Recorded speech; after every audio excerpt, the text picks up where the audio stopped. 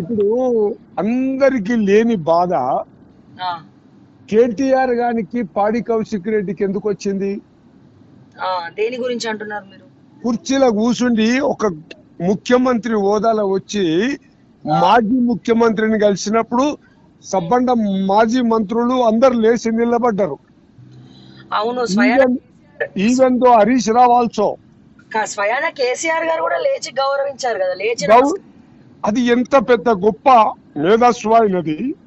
అంటే అది కేసీఆర్ గారి హుందాతనం అట్లా. అంటే ఆయన ముఖ్యమంత్రికి గౌరవం ఇచ్చి నించున్నాడు కదా, ఆయన కూడా నించుని పలకరించినాడు రేవంత్ రెడ్డి గారు. ఆయనకు హ్యాట్స్ ఆఫ్ థాంక్స్. ఎవరికి?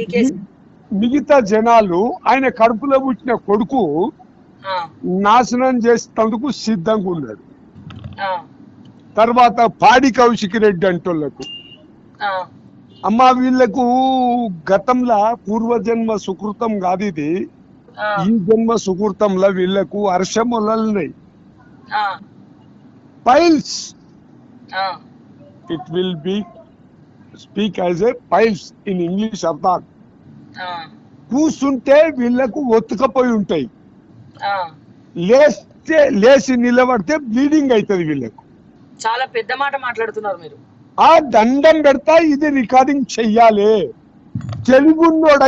తెలివున్నోడైతే సంస్కార ప్రకారం మర్యాద ఇవ్వాలి.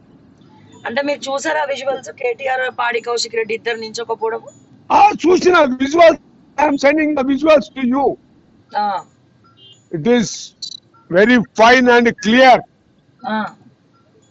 దీనికి ఎంత పెద్ద బాధ అంటే రఘువీర్ రెడ్డి గారు అందులో ఒక పర్సన్ మీ రెడ్డి సామాజిక వర్గానికి సంబంధించిన అతనే.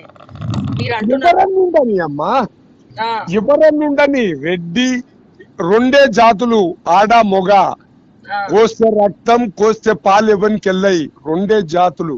ఇప్పుడు అట్లా లేదు కదా, కులం డిస్క్రిమినేషన్ చేస్తున్నారు కదా ప్రతి ఒక్కరు. అమ్మా ఇది చాలా మూర్ఖత్వము. ఇది ఇంకా పూర్వజన్మ సుకృతం వీళ్ళకు ఎప్పుడు దొరుకుతుందో నాకు తెలుస్తలేదు, కానీ అహంభావం అనేది రెడ్డికి సత్యం ఉంటది. అయ్యో నా కొడుక అని దగ్గర తీసే గుణాలు మనవి, మా గుణాలు. విన్నరా?